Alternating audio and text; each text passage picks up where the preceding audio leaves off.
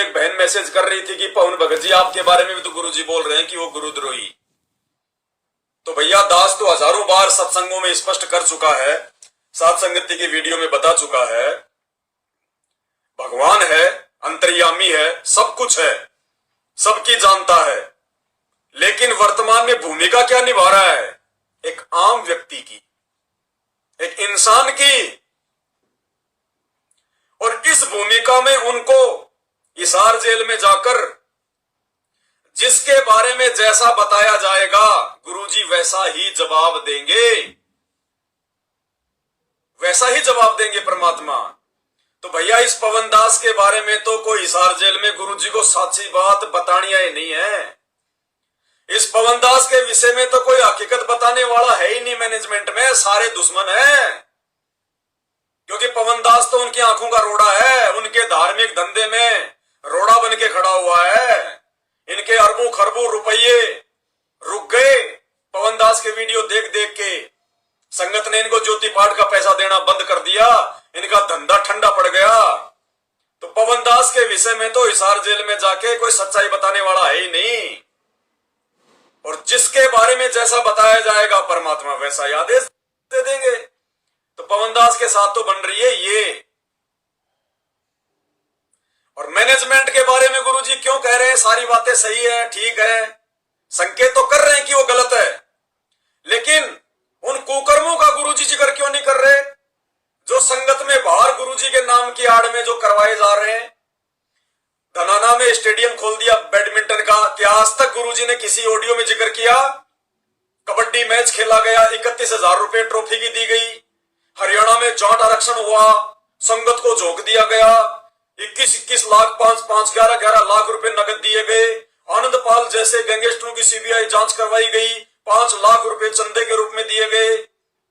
और तरह तरह के धरने प्रदर्शन रैलियां करवाई गई हैं। 2018 में कांग्रेस और अब 2023 में बीजेपी को समर्थन दिया जा रहा है, भक्तों की मर्यादा तोड़वाई जा रही है। गुरुजी ने आज तक जिक्र क्यों नहीं किया इन सब बातों के बारे में? क्योंकि गुरुजी को उनका परिवार, ये मैनेजमेंट वाले इस प्रकार के अपने कुकर्म बताते ही नहीं है। तो गुरुजी को तो जो बताया जाएगा गुरुजी तो उसी हिसाब से जवाब देंगे। तो हमें तो पता है कि हम गुरुद्रोही हैं या फिर गुरुमुखी है, और हमारा बाप क्या बोल रहा है, क्या नहीं बोल रहा है, कहां बोल रहा है, हमें तो अच्छे से पता है। साथ संगत वालों को हमारा बाप हमें लाख बार गुरुद्रोही कहे तो भी हमें बड़ी जो है बल्कि खुशी होती है, हमें तो प्रसन्नता होती है जब हमारा बाप हमें गुरुद्रोही कहता है। क्योंकि इस कलयुग की पिछली पीढ़ी में हमारे बाप को दुनिया देशद्रोही कह रही है, और हमें यदि हमारा बाप गुरुद्रोही कह रहा है तो नो टेंशन।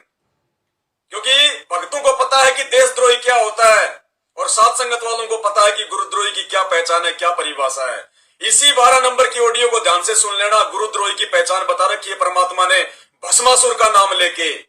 जो अपने गुरु की औरत के ऊपर जो गंदी नजर डाले उसको कहते हैं गुरुद्रोही। ऐसे होते हैं गुरुद्रोही। अरे हम कैसे नजर डालेंगे गुरुजी की पत्नी पे? हम कैसे गंदी नजर डालेंगे गुरुजी की बेटी पे?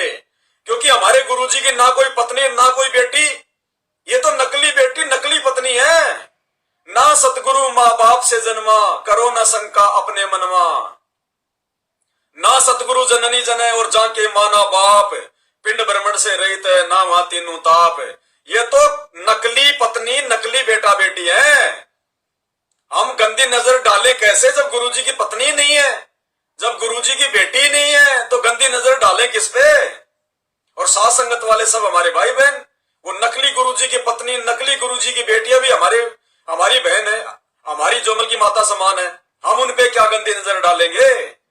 ये गंदी नजर डालने का ठेका भी मैनेजमेंट ने ले रखा है। इनके कितने कोऑर्डिनेटर संगत की जवान लड़कियों को भगा के ले गए। एक दिल्ली का कोऑर्डिनेटर आज से 5 साल पहले खुद शादीशुदा 2 बच्चे और एक भगत की 19 साल की लड़की को भगा के ले गया। अरे ये कुकर्म भी यही करते हैं।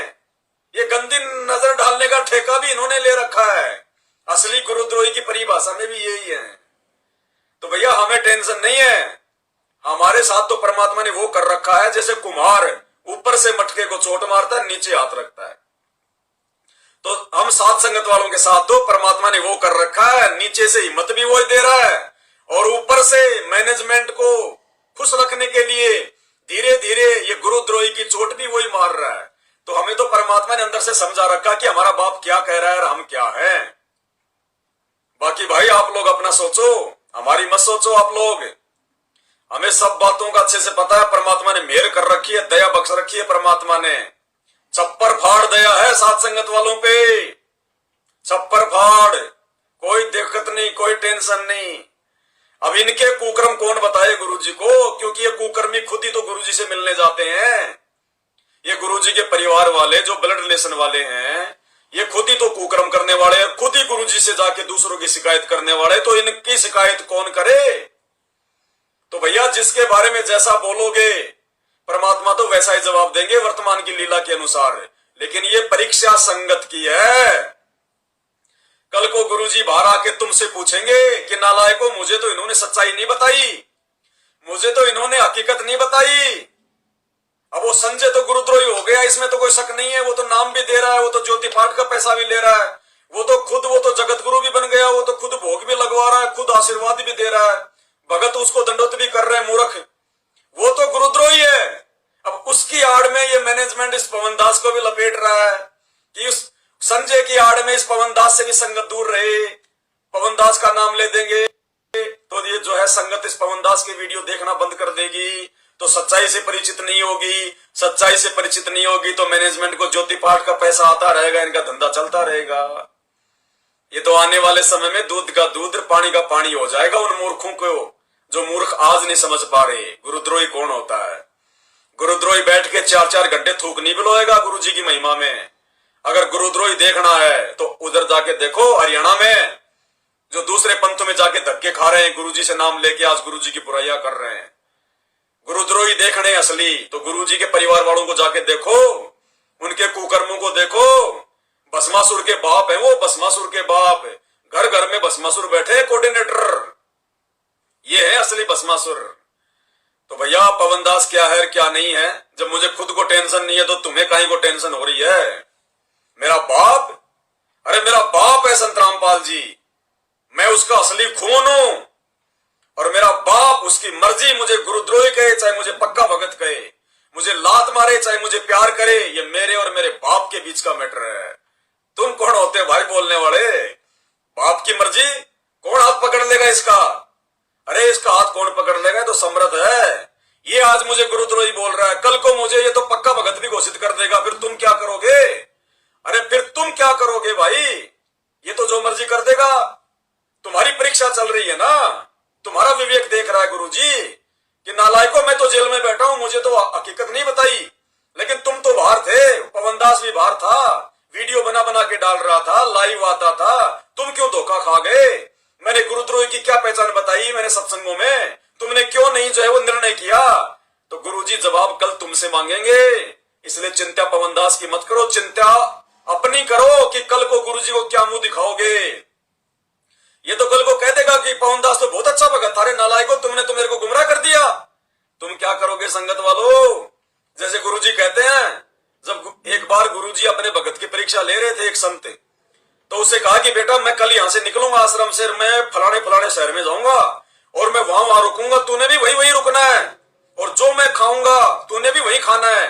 जहां मैं खाना खाऊं वहीं पे तूने खाना खाना है, जहां मैं रुकूं वहीं पे तूने रुकना है। बोला जी गुरुजी। ये परीक्षा थी उस भगत की। गुरुजी दूसरे दिन चले गए, तीसरे दिन भगत भी चल दिया और गुरुजी ने वो ठिकाने बताए थे कि कहां रुकूंगा और कहां खाऊंगा। तो गुरुजी जहां रुके वहां भगत रुक गया, वही गुरुजी ने खाना खाया। तो चेले को भी खाने का टाइम हो गया शाम को। चेले ने कहा कि भैया खाना खाऊंगा। बोले जी खाइए। क्या खाओगे। मेरे गुरुजी ने क्या खाया। बोले आपके गुरुजी ने सांडे की सब्जी खाई। सांडा एक जीव होता है। बोला मुझे भी सांडे की सब्जी दे दो। खा ली।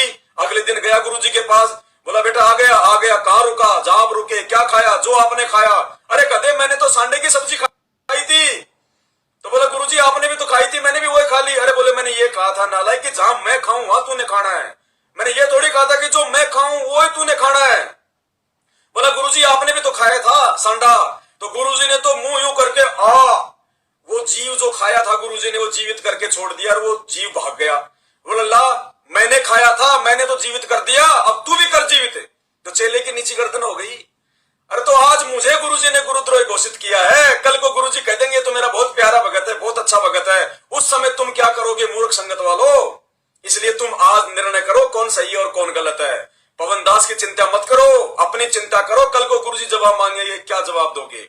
भाई और बहनों, मोबाइल की बैटरी 100% थी, 2% रह गई है। इससे पहले हमें लाइव समाप्त करना पड़ेगा, वरना ये अपलोड नहीं हो पाएगा। बाकी बातें हम फिर करेंगे, हालांकि बहुत सारे रहस्य रह गए आज की ऑडियो में। फिर परमात्मा समय देगा, फिर करेंगे। बंदी छोड़ सतगुरु रामपाल जी भगवान की जय हो।